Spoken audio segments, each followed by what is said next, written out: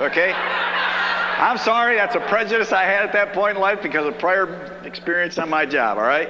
And I didn't listen to him. He stands up there and he shows us this humongous income. He says, we're here tonight to talk to you about your dreams, and here's a lot of money. And I thought, what kind of a deal this? Do I look like a person that would fall for something like this? Come on. And he turns to me, and I don't know why, because I wasn't sitting there acting interested. Arms folded, legs crossed, okay? He says, well, for instance, what would you do if you had a lot of extra money? I don't like the guy, don't believe what he's talking about, okay? And he asked me. I said, extra money? He said, yeah. I said, I really can't think of anything we need extra money for right now. So I've got my college degree, and I'm a plant supervisor. My wife's teaching. She's got her degree, so we can pretty much save up and get what we want. Dex is an observant guy. He recognized a jerk immediately. He didn't spend any time on me. Oh, okay, great. He goes to the next person, who is Sherry. She's sitting there like, all right, vibrating already. He says, well, what would you do if you had some extra money? Now, she's ready for him, okay? She says, well, first thing I'd do is I'd buy a whole new wardrobe of clothes. And I remember sitting there thinking, clothes? You don't need any clothes. You got an outfit at home right now you don't even have on. All right? She says, then I'd get a washer and a dryer, and I think, okay, I go on with that. I hate going to laundromats. It's where all the weirdos go late at night. Suppose you wonder how I know that. Then she said, then I'd like to have a new car. And she said, no, I'd like to have 2 new cars so we have at least one that would start on a cold morning. And then I told her we don't want new cars because they depreciate too fast. See, I had to teach her everything, okay? And then she said, then I'd like some living room furniture because we don't have any furniture in our living room. And that's when I got embarrassed, and I turned to look at her and just like, will you shut up? Well, being the good wife that she is, she didn't let that even slow her down, okay? And she says, and then I'd like to go to Europe because he promised me when I married him he'd take me to Europe. So Dex knew he had one that was alive and one that was dead, and he didn't talk to the dead one that night. We walk out of there that night. She is vibrating, okay? We get in the car, and she says, what do you think? I said, about what? She said, the business we just looked at. I said, Sherry, even if it would work, it wouldn't work for us. We don't know anything about things like that. She said, well, it might, and I'm driving. And I said, yeah, but it probably wouldn't. She said, but it might. Now I'm mad at her because she's suckered in, okay? I yell at her, yes, but it probably wouldn't. She didn't say anything the rest of the way home. So I thought, okay. Pull in the driveway, put the car in park. She jumps out of the car, and just before she slams the door, she says, it might. She slams the door shut. You know what? You can't argue against a might. Here's my mighty Sherry. All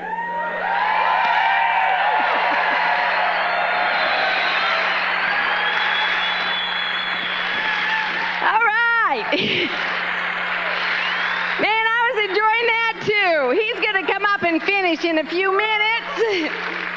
But you know, I got excited. Man, I got excited just meeting Dexter. Any adult my height, I immediately like, you know. And he brought back my dreams, and I'm like, wow, this is so great. How come our college professors didn't tell us about this? I was just ready to go.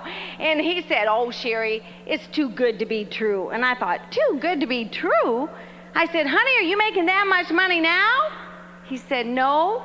How about 5 years from now? You think you can make that much? Well, no. How about 40 years from now? Can we retire on that? He said, well, I'll check into it. But he knew the answers, you see, and it's hard to argue with the business logically. Of course, I was all excited emotionally, but he couldn't, when I asked him those questions, turn it down logically. So we got started. Man, I got excited. I started calling people. He started calling some people. And we had this guy, Roger, come down. Roger got so fired up, he came down that first night. He was fired up, excited.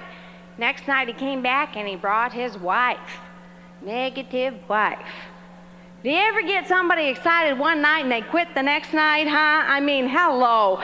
How are you ever going to make it in life? But anyways, we just went on because it didn't matter who did and who didn't. We just knew we were going to do it.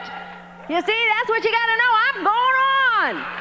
I'm going on. I got a dream in my heart and I'm going after it. Nothing's going to stop me now. I've just been needing a chance. This is it. And when you get fired up like that, nothing will stop you. Well, here's what happened. We kept on succeeding. We kept on doing it. About a year later, I'm walking our child around the block, and Roger comes out of his house. Hey, Sherry, how's that little business going? You know, don't you hate it? It's always little in their mind because they didn't see it. They didn't do it. I said, why, it's going so great. He said, well, I thought it'd be saturated by now. Roger, you can't saturate laziness. Man, see, I wanted to do something with my life. Jerry used to say he was married to an angel because I was always up in the air harping on something. Well,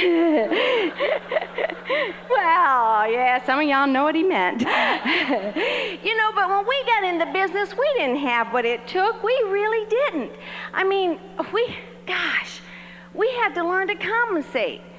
Well, you know, we had to read the books and listen to the tapes and get a lot of help and get that compensation going. You know, women know what compensation is. My brother-in-law tells this story about my sister. He says, you know, at night, I get ready for bed, I come in, I jump in bed. She comes in, she pulls out the drawer. First, she takes off her wig and puts that in the drawer.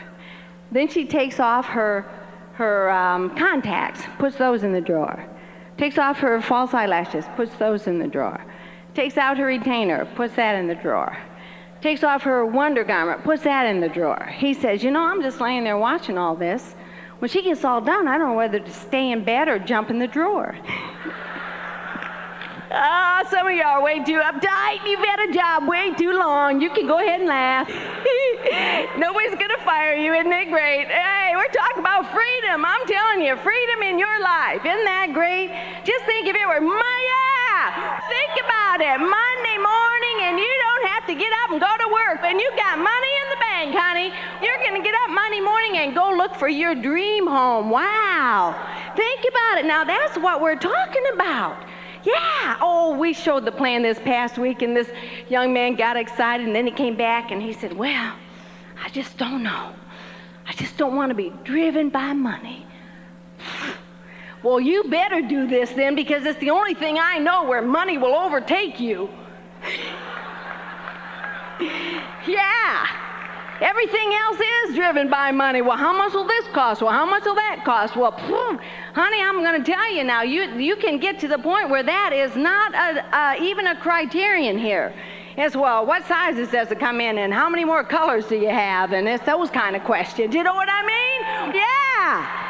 Yeah, there's another way to live out here. It took us a while to understand that, but now that we got it, we got it. You know what I'm saying? And we ain't going back. You know what I mean? Yeah, get a hold of it, man. Yeah, woo! I'm telling you, we graduated, from college because our parents thought a college education was everything, and I'm all for education. I think it's great, but I don't want anybody to think it's everything in life. What's everything in life is what your vision and your dream and your manhood can combine to make you. That's what it is. It's not any sheet of paper. It's who you are. It's the essence of you and what you can do with the talents and dreams in your heart. And that's what this is all about, to help you bring that out in you so the world won't miss who you are, because you're special, you're unique. God made you to be somebody. Step out in it. Yeah, step out in it. Don't hide behind anything. Step out. Step up. Become who you're supposed to be. Wow, and we'll applaud you. Well, we got going in the business. Jerry was not all that excited about it. He kind of drug his feet for a little while, but, then he kind of thought, well, all right, things weren't working out at where we were, at where he was working. He was supposed to have part ownership of the company, and that didn't happen, and just various things, life, right, reality. And so he started thinking, well, maybe this was looking better. And we had some people that were starting in it. People that he didn't think would, did. So he started drawing the circles. And he started getting a dream in his heart, too. Do you know what? When a couple get together, if you're married, get it together, and run, because nothing will stop you. The world steps aside for a man and woman who know where they're going. Yes, that is exactly what happened. That is exactly. We started running like crazy. And I'll tell you what happened next. We started running and doing the circles, and Jerry's job did not let up at all. Did not let up at all. So he would go to work in the morning when it was dark. He would come home when it was dark. And I'm going to tell you, that is one big reason why I wanted to do the business, because our little boy didn't know his daddy. He thought his name was Bye-Bye. Because I was always saying, say bye-bye. And that would break my heart. I did not want our little boy to grow up not knowing his dad. So I had to burn. I would run after this business. Well, what happened is Jerry would start drawing the circles, and I have to tell you, he was tired because the job didn't let up so he could draw the circles. In other words, we were building this at our inconvenience. Gee, you might have to too. All right, you can do it, and it's worth it. Here's what happened. Jerry would be drawing the circles at night, and he would start to nod off while he's drawing the circles. Now I want to ask you, how exciting was this meeting? But it got us through. But he would be drawing the circles, and I would see when he was about ready to nod off, so I'd kick him under the table, and he'd wake up and finish the circles, and I'd be real excited and talk real loud, and he'd stay awake. Well, this one night, he'd had a good night's rest the night before. I was sure he was going to stay awake during the whole plan. So I'm watching the circles, and all of a sudden the pen quit working. I'm like, oh no, it's not moving, and I just panicked. And I kicked real hard under the table. I kicked the prospect. But the prospect hollered. Jerry woke up. He knew what happened. We finished the plan, and we kept going. But that is how we went over 7,500 points. Isn't that incredible? I mean, falling asleep, showing the plan. We still made it to platinum. You know, if you have a dream, you won't be stopped. You'll go, and it will happen. Well, you know, we wanted to build the business. We finally saw the light. Dexter was so much always there, just telling us, you can do it. We believe in you. Make it happen. We'd read the books. We were getting a whole new understanding that we could empower ourselves with our words, that we could say things, and they would happen, good or bad. And we learned to say things that we wanted in our life, to bring things about out of our heart and out of our dream and out of our vision that we wanted to have happen. Man, what an exciting way to live, because we used to think that if we weren't succeeding, it was somebody else's fault.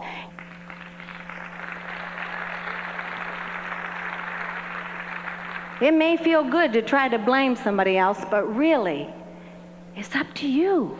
That's the wonderful news. You can get over it, whatever it is, and keep moving and go on. Isn't that exciting to know?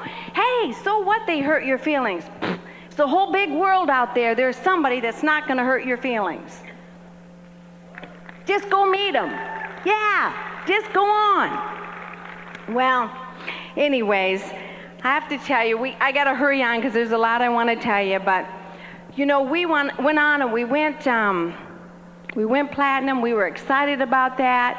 And we kept trying to hit that next level, the Ruby bonus. And we just kept trying to hit it. And you know what? We never did. Finally, we took our eyes off ourselves and started helping someone else get to the levels they wanted to get to And we flew right past that level. We didn't even know we did it. We got a call of congratulations and said you were there, said we were there, and we said we are. Oh, well, we're too busy going Emerald. We didn't even know that.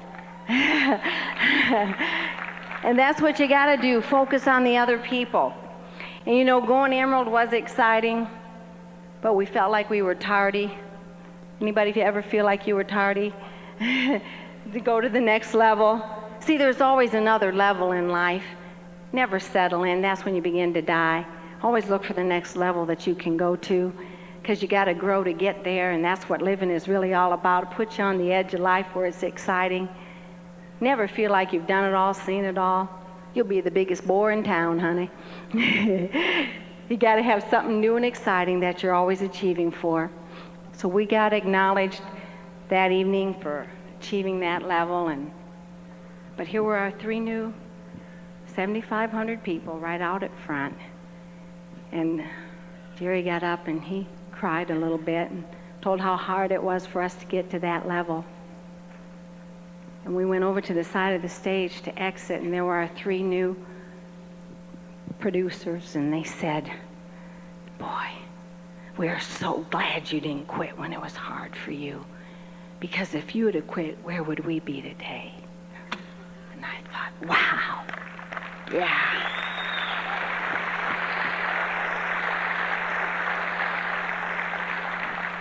Quit thinking about only you. There's other people out there that have a dream and want some hope. And you're a part of the solution and not a part of the problem.